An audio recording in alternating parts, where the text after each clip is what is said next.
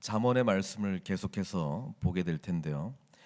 특별히 잠언 오늘은 11장인데 10장 1절부터 22장 16절까지는 이 솔로몬의 잠언이다 해가지고 한 절 한 절씩이 말하자면 이제 그 잠언이 되는 거죠.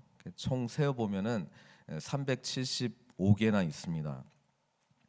그래서 이 잠언이 10장부터 22장까지 나오는 이 잠언들은 어떻게 보면 이제 독립적인 잠언들로 다 기록이 되어 있습니다. 그래서 잠언을 이제 묵상하실 때는 특별히 잠언을 기도로 한 절 한 절을 이제 기도로 바꾸시면서 잠언의 이 지혜로운 말씀을 통해서 하나님께 나아가는 그런 말씀으로 여기시면 좋겠다 이렇게 말씀을 드립니다. 16절 보면 유덕한 여자는 존영을 얻고 근면한 남자는 재물을 얻느니라 이렇게 기록을 하고 있는데요. 사실 이 16절은 22절하고 이렇게 한 묶음으로 되어 있습니다. 그래서 잠언을 이제 가만히 읽어 보면은 시가서에서 쓰는 그런 여러 가지 이제 기법들이 있습니다. 특별히 아름다운 이렇게 구조로 되어 있기 때문에 그 구조를 통해서도 이 문단에서 이제 말하고자 하는 그 깊은 의미들을 우리가 이제 봐야 되는데 우리가 이제 원어로 보는 게 아니기 때문에 한 절 한 절 이렇게 한국말로 이제 번역이 되다 보니까 그냥 내용만 우리가 이제 전달받는 것이죠. 그래서 어쨌든 이 내용을 통해서 좀 하나님을 좀 깊이 알아가시기를 바랍니다. 유적한 여자는 존영을 얻고 근면한 남자는 재물을 얻느니라. 그래서 여자하고 남자하고 이렇게 대비가 되어 있습니다. 사실은 유대 문화는 남성 중심의 문화죠. 근데 지금 여자를 좋은 쪽으로 그리고 남자는 나쁜 쪽으로 지금 이야기한 겁니다. 여기서 근면하다라고 번역되어 있는 이 단어는 잘못 번역된 거예요. 왜냐하면 16절하고 17절이 그 하나의 이제 평행 구절로 되어 있기 때문에 유독한 여자가 밑에 17절에 나오는 인자한 자하고 같이 가야 되고요. 또 위에서 말하는 근면한 남자는 이제 잔인한 자하고 이렇게 같이 연결이 돼야 되거든요. 그래서 여기서 말하는 근면하다라고 하는 이 단어는 강압적인 그리고 폭력적인으로 번역하는 것이 맞습니다. 그래서 지금 그 영어 번역에는 근면한 남자를 ruthless man 이렇게 번역을 해놨습니다. 그래서 그 폭력적인 남자는 재물을 얻고 유덕한 여자는 존영을 얻는다. 무슨 이야기입니까? 하나님 앞에서 약자, 여인들이 이제 약자였단 말이죠. 하나님 앞에서 약자였으나 그럼에도 불구하고 하나님의 말씀대로 순종하는 자, 하나님 앞에 의로워지는 그런 삶을 향해서 나아가는 자는 뭘 얻게 된다는 겁니까? 존영을 얻게 된다는 것입니다. 그런데 우리 믿는 사람들은 여기서 끝나야 되는 것이 아니고 이것이 하나님의 말씀대로 살아가는 의로운 삶의 존영이었다면 이 존영은 반드시 하나님께 존귀와 영광을 올리는 삶으로 연결된다는 것입니다. 그래서 굳이 기도로 바꾼다면 하나님께 존귀와 영광을 돌리는 삶을 살게 하여 주시옵소서. 말씀 묵상할 때 그렇게 기도하시기를 바랍니다. 17절에 인자한 자는 자기의 영혼을 이롭게 하고 잔인한 자는 자기의 몸을 해롭게 하느니라.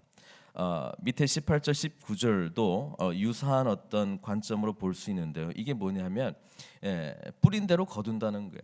우리 갈라디아서 6장 7절에도 보면은 스스로 속이지 말라. 하나님은 만월이 업신여김을 받지 아니하나니 사람이 무엇으로 심든지 그대로 거두리라. 그리고 로마서에도 8장 5절에 이렇게 말하고 있지 않습니까?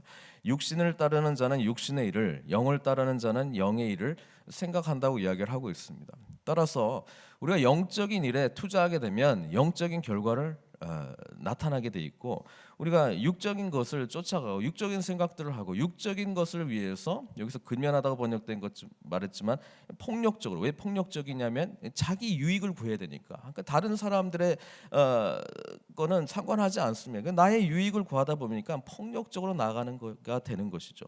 그때 얻게 되는 결과는 뭡니까? 이 세상의 것이라는 것이죠. 이 세상의 것으로 대표되는 것이 지금 재물로 지금 표현하고 있습니다. 사실 재물은 중립적인 것이긴 합니다만은 자신의 소욕과 욕망으로 얻게 된 재물은 하나님 앞에서 축복으로 받게 된 재물과는 구별되는 것이죠. 바로 그것을 얻게 된다는 것이고, 잔인한 자, 잔인한 자라고 하는 것은 위에 말하는 폭력적인 근면으로 번역되어 있지만은 잔인한 자는 자기의 몸을 해롭게 한다고 되어 있습니다. 왜 몸을 해롭게 합니까? 왜? 우리 몸은 하나님 앞에서 영적인 존재인데 이 영혼에 대해서 투자를 하지 않으니까 당연히 몸을 해롭게 한다라고 이야기를 하고 있습니다. 그래서 악인의 삭은 허무하다 이야기를 하고 있습니다. 뒤에 보면은 29절에도 자기 집을 해롭게 하는 자, 이게 결국 그 세상에 얻고자 하는 것과 연결이 되는데 그것은 바람을 잡는 거하고 같다라고 이야기를 하고 있습니다. 그렇지만 공의를 뿌린 자, 그러니까 영혼을 이롭게 하기 위해서 영적인 거에 투자한 자, 하나님의 말씀 앞에 내 삶을 드리려고 하는 자, 바로 공의로운 삶을 추구하는 자는 그 사람의 열매는 상은 확실하다 이렇게 이야기를 하고, 그것이 어느 정도로 중요하냐면 19절에 보면은 공의를 굳게 지키는 자는 뭐에 이른다고 이야기했습니까? 생명에 이른다라고 이야기를 하고 있고, 결국 악을 쫓아가는 길, 여기서 말하는 악은 영적인 것과 대변되는 이 악을 쫓아가는 삶은 결국은 사망에 이른다라는 이야기입니다. 그래서 우리는 이렇게 기도해야 되는 거죠. 공의를 뿌리며 공의를 굳게 지키는 자가 되게 하여 주시옵소서. 공의를 뿌리는 삶은 뭐냐면 자기 자신에게 집중하는 삶이 아니라 오늘 본문에서도 나타나듯이 이 구제하는 걸로, 그러니까 다른 사람을 배려하는 걸로 공동체의 유익을 구하는 삶으로 연결되도록 되어 있습니다. 하나님께로부터 신앙심이 깊어지면 깊어질수록 결코 내 자신의 문제에 거기서 머물러 있지 않습니다. 반드시 이웃 사랑으로 연결되어 있다는 것이죠. 그러니까 우리 신앙의 척도는 사실은 얼마만큼 우리 공동체를 포용할 수 있을까, 내 주변에 있는 이웃들을 얼마만큼 포용할 수 있을까, 그 영역만큼 내가 주님과 깊이 관계를 맺고 있다, 이렇게 자신을 점검해도 연결이 된다고 볼 수 있습니다. 그래서 여기서 말하는 공의로움, 어떻게 보면은 추상적인 개념 같이 보이는데도 잠언은 이것을 구체적으로 공동체에 연결되는 것과 또 특별히 재물과 관련돼서는 이 재물은 이웃을 위해서 사용돼야 된다는 것을 24절부터 계속적으로 이야기해주고 있는 거예요. 그러니까 이 공의로운 삶이 뭐냐? 하나님 앞에서 선한 삶을 살아가는 것이 무엇인가? 인자한 삶을 사는 것이 무엇인가? 완전한 삶이 무엇인가? 다른 것이 아니라 주변의 사람들을 섬기는 것으로 잠언은 계속적으로 연결하고 있습니다. 이것을 누가 기록했습니까? 지금 다 솔로몬의 잠언이거든요. 솔로몬은 누릴 것 다 누려본 사람입니다. 그 사람이 지혜의 잠언 3천을 적었다고 성경은 기록하고 있는데 이 잠언의 내용 속에서 솔로몬이 발견한 것 중에 하나가 있죠. 그건 뭐냐면 하나님 앞에서 바른 삶을 살아갈수록, 의로운 삶을 살아갈수록, 공의로운 삶을 살수록 가치 있는 것이 뭘까? 우리를 기쁘게 하는 것이 무엇일까? 하나님을 기쁘게 하는 것이 무엇일까? 그게 뭐냐면 바로 옆에 있는 사람들을 섬길 때에 그것이 나타난다는 것을 보게 됩니다. 자기 만족을 위한 삶은 제한적이라는 거. 아무리 그거 얻는다고 할지라도 만족함이 없지만은 이웃을 섬기는 그 모습을 향해서 나아갈 때는 그것이 끊임없는 축복으로 주어진다는 것을 말하고 있습니다. 20절에 마음이 굽은 자는 여호와께 미움을 받아도 행위가 온전한 자는 그의 기뻐하심을 얻느니라. 우리 기도의 제목 중에 하나님 앞에 행위가 온전하여 하나님께 기쁨이 되는 삶을 살게 하여 주시옵소서, 이렇게 기도하기를 원하는데요. 이 기도의 실천적인 내용은 뭡니까? 섬길 때 나타나는 거예요. 다른 것이 아니라 섬길 때 주님의 기쁨이 되는 겁니다. 우리 주님께서 오셨던 이유는 뭐예요? 섬기기 위해서 종의 모습으로 오신 거 아닙니까? 그게 바로 우리 기독교의 따라가야 될 삶의 모델 아닙니까? 따라서 우리가 주님과 깊은 인격적인 만남을 하면 할수록 결국 보여지는 모습은 섬기는 모습으로 나타나게 되어 있습니다. 우리를 그 관점으로 늘 점검하시면서 나아가셨으면 좋겠습니다. 그 다음에 23절에 보시면 의인의 소원이 있고 악인의 소망이 있어요. 예. 우리가 다 소망이 있죠. 우리가 다 소원하는 바가 있습니다. 근데 의인의 소원과 악인의 소망의 차이점이 뭐겠습니까? 의인의 소원은 자기 자신의 소원을 이루려고 하는 것이 소원이 아니고 뭐예요? 하나님 나라, 하나님의 뜻을 이루기 위한 것이 의인의 소원인 반면에 악인의 소망은 뭡니까? 자기 뜻을 이루기 위해서 이 세상을 살아가는 거예요. 자기 뜻을 이루기 위해서 뭐 노력하고 자기의 손에 얻는 것이 자기가 성취한 것이 마치 모든 것인 양 착각하면서 살아가고 있다는 것이죠. 의인의 소원은 무엇입니까? 하나님께서 우리에게 허락하셨다라고 하는 관점 속에서 창조주이신 주님을 의지하고 주님께서 기뻐하시는 삶을 향해서 우리의 것을 내려놓고 나아가는 삶 아니겠습니까? 따라서 의인의 소원은 하나님 나라를 이루는 소원입니다.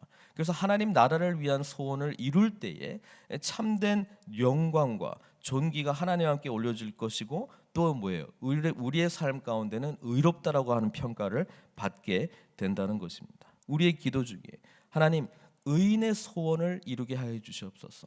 하나님 나라를 향한 소원을 이루게 해 주시옵소서. 하나님의 뜻을 이루는 자의 그런 삶을 내가 나타날 수 있도록 주님 도와주십시오. 이 기도를 해 나가시는 저와 여러분들 되시기를 바랍니다. 공의로운 삶 또 의인의 소원과 관련되어서 24절부터 마지막 절까지는 거의 구제와 관련된 이야기를 잠언에서 지금 이야기를 하고 있습니다. 근데 24절부터 29절까지는 이 잠언의 어떤 특수한 기법으로 기록이 되어 있거든요.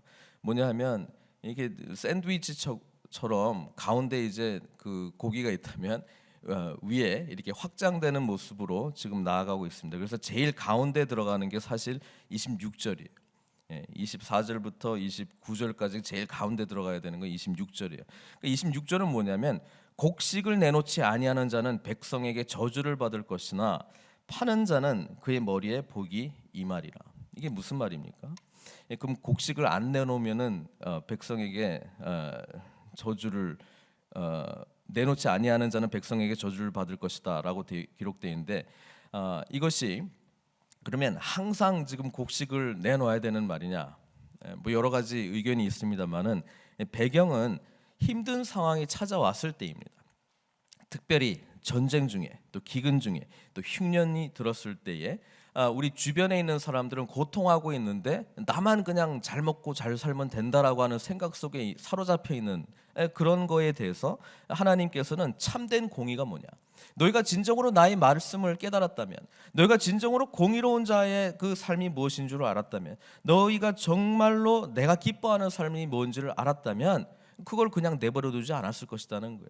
이웃과 함께 나누었다는 거예요. 그러니까 곡식을 내어놓고 백성에게 뭐예요? 저주를 받는 그런 인생이 아니라 백성에게 축복의 이야기를 듣는 그런 삶을 살아야 된다. 그래서 25절 이제 위로 밑으로 한번 가보겠습니다. 위로 가면은 25절이죠. 구제를 좋아하는 자, 구제를 좋아하는 자는 풍족하여질 것이요. 그렇죠? 곡식을 안 내어놓는 게 힘들 때 나도 먹고 살아야 되는데 힘들 때 오히려 더 움츠러드는 게 우리 뭐 일반적인 숙성 아닙니까? 근데 성경은 그렇게 이야기하지 않습니다. 오히려 이때 더 내놔야 된다는 거예요. 그러니까 구제를 좋아하는 자, 구제를 좋아하는 자는 어떤 사람이겠습니까? 자꾸 퍼주는 거 좋아하는 사람 아닙니까? 자꾸 없는 상황에서 자꾸 내놓기를 좋아하는 사람 아닙니까? 이웃에게 눈을 돌리는 사람 아닙니까? 이 사람은 오히려 성경의 원리입니다. 더 풍족해질 거라는 거예요. 더 풍족해질 거라는 거예요. 남을 윤택하게 하는 자는 자기도 윤택하여지리라. 오히려 지금 내가 더 내 걸 붙들어야 될 것 같은데 오히려 이럴 때일수록 더 자꾸 구제하고 더 다른 사람에게 유익이 되는 삶을 살려고 할 때 하나님께서 더 큰 복으로 채워주시겠다라고 지금 이야기를 해주고 있다는 거예요. 우리 기도 중에 하나님 구제라고 하는 단어가 영 걸린다면 남을 윤택하게 하는 삶을 살게 하여 주십시오. 다른 사람들을 윤택하게 하게 하는 그런 삶, 하나님 저를 사용해 주십시오. 제가 가는 곳곳마다 정말 저 사람이 저를 만나면 그냥 얼굴이 밝아지고 삶이 기뻐지고 삶에 소망이 생기고 그런 삶으로 저를 인도하여 주십시오. 우리 늘 푸른 선교회가 찾아가는 곳마다 만나는 사람마다 우리 교회를 만나게 되면, 우리 교회를 찾아오게 되면, 우리 교회와 함께하게 되면 그 삶이 윤택하게 해 주십시오. 이 소망으로 우리가 나아가야 되지 않겠습니까? 하나님을 의지하는 공의로움은 바로 이것이라는 거예요. 밑으로 가겠습니다. 26절 밑으로. 선을 간절히 구하는 자. 구제를 좋아하는 사람이 누구냐? 선을 좋아하는 사람이라는 거예요. 선한 것을 추구하는 사람입니다. 하나님 선하신 하나님을 믿는 선한 백성 되게 해주십시오. 이 기도 가운데에 뭐가 들어있느냐? 다른 사람에게 선한 은혜를 베푸는 것입니다. 선을 간절히 구하는 자는 은총을 얻으려니와 악을 더듬어 찾는 자에게는 악이 임하리라. 당연한 거죠. 하나 더 위로 밑으로 가겠습니다. 25절 위로 24절. 흩어 구제하여도, 흩어 구제한다는 막 그냥 흩어서 그냥 구제하여도 더욱 부하게 되는 일이 있나니 과도히 아껴도 가난하게 될 뿐이니라. 똑같은 이야기죠. 흩어 구제하여도 또 부자가 된대요. 여러분, 우리 하늘의 부요함은 끝이 없습니다.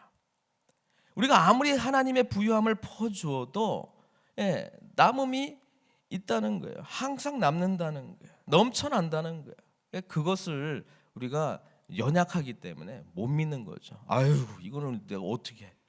이걸 내가 가지고 있어야지. 이걸 끝까지 내 그냥 보험과 같은 건데 요거는 내가 지켜야지. 여러분, 아닙니다.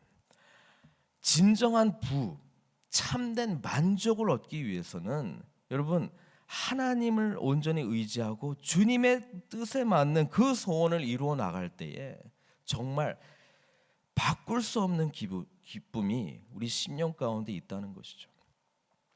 하늘의 모든 부요함을 우리에게 주셨습니다.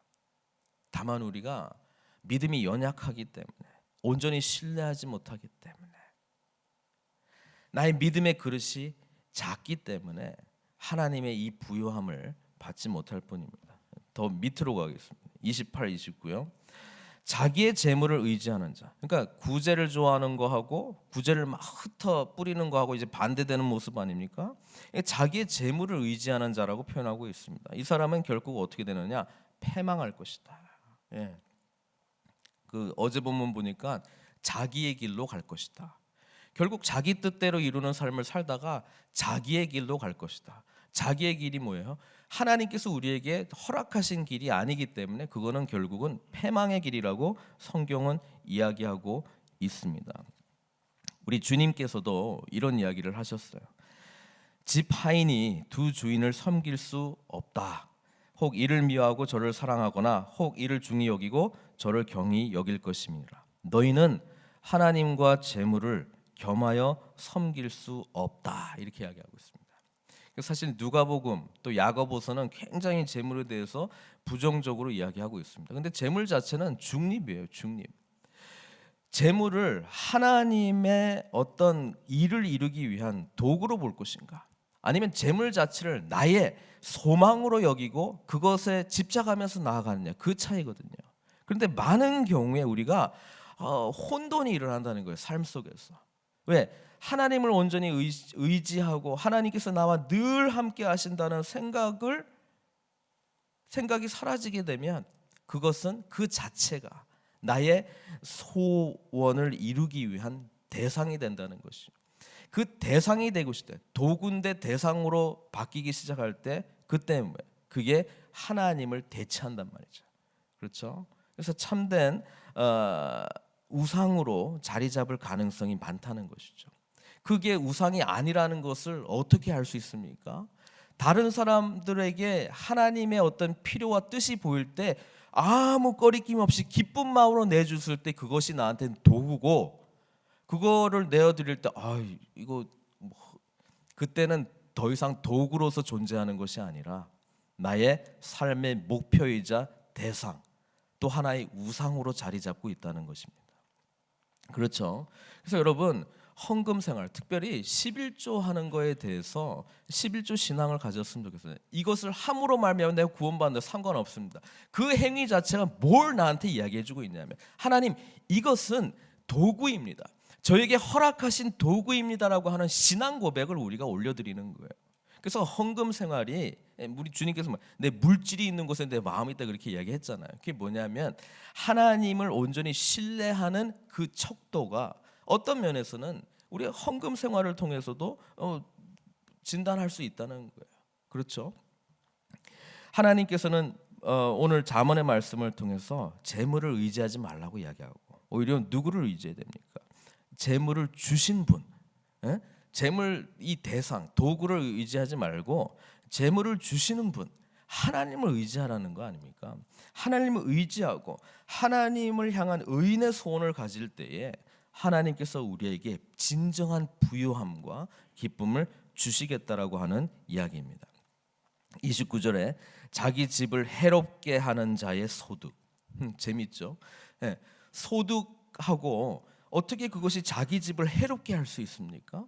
해롭게 할 수 있습니다. 왜? 소득 자체가 아까도 말했듯이 하나님의 일을 이루기 위한 도구로서 존재하지 않고 대상으로 정말 그 목적, 나의 삶의 목적으로 존재하게 될 때 이것은 그 집을 해롭게 하는 역할을 한다는 거예요. 그리고 솔로몬이 말하죠. 솔로몬은 모든 부를 다 누려본 사람 아닙니까? 이것은 바람이라. 바람은 뭐예요? 막상 불 때는 느껴져요. 그러나 어느 순간 되면 없어지는 게 바람 아닙니까? 바람을 잡으려는 것과 같다. 그래서 전도서에서는 헛되고 헛되며 모든 것이 헛되다라고 고백하고 있지 않습니까? 참되게 남는 게 뭡니까? 하늘과 이 땅이 없어져도 남는 게 뭡니까? 성경에서는 하나님의 말씀이다 이렇게 기록하고 있습니다. 천지는 다 없어져도 하나님의 말씀은 남고 말씀대로 순종하며 살아가는 사람들만 남습니다. 결국 우리는 이 길을 향해서 나아가고 있는데 이 세상에서 살아갈 때에 여러분 조심하셔야 돼요. 때로는 뭔가 가지고 있는 거에 대해서 그것으로 의지하지 마세요. 하나님을 의지하는 믿음으로 끝까지 나아가야 된다는 거예요. 그래서 결국 마지막 결론적으로 말하고 있는 내용은 30절 의인의 열매는 그러면 결국 뭐냐? 여기서 말하는 악인의 소망 또는 폭력적인 남자의 열매는 재물이었습니다. 왜? 그 목적으로 자기의 만족을 위해서 추구했기 때문에 결국 그거 얻었어요. 그 씨 뿌리는 법칙은 뭐 틀리지 않습니다. 그걸 위해서 열심히 노력하면 그거 얻는 거예요. 그러나 그것이 하나님께서 말씀하시기에 그건 바람 같은 거다라고 이야기하고 있습니다. 결국 의인이 가지고 남겨야 될 열매는 뭐냐면 생명나무라는 거예요. 사람을 살리는 생명나무, 사람을 윤택하게 하는 생명나무, 사람들에게 정말 생명의 실과를 나눠주는 나무. 그 생명나무로서 우리 주님께서 오신 것 아닙니까? 십자가의 그 나무에 주님께서 죽으셔서 우리에게 생명나무 되어주신 것 아닙니까? 따라서 우리 주님을 믿는 사람들 또한 주님의 길을 간다면 반드시 이 생명을 낳는 열매, 성령의 열매죠. 이 열매 맺는 삶을 향해서 나아가야 된다는 것입니다. 이게 바로 하나님을 경외하는 지혜로운 자의 삶이라고 하는 것입니다. 마지막 보라 의인이라도 이 세상에서 보응을 받겠거든 하물며 악인과 죄인이리요. 심은 대로 걷고 또 그 심은 대로 거둔 열매로서 우리는 심판을 받게 될 것이다 라고 하는 이야기입니다. 우리는 하나님 앞에 어떠한 심판을 받게 될 것입니까? 사실 예수 그리스도를 통해서 우리는 이 심판에 대해서 면제를 받았습니다. 그래서 오히려 이 하나님께서 마지막에 이 악인과 죄인들을 심판하시는 그 날은 오히려 우리들에게는 가장 복된 날입니다.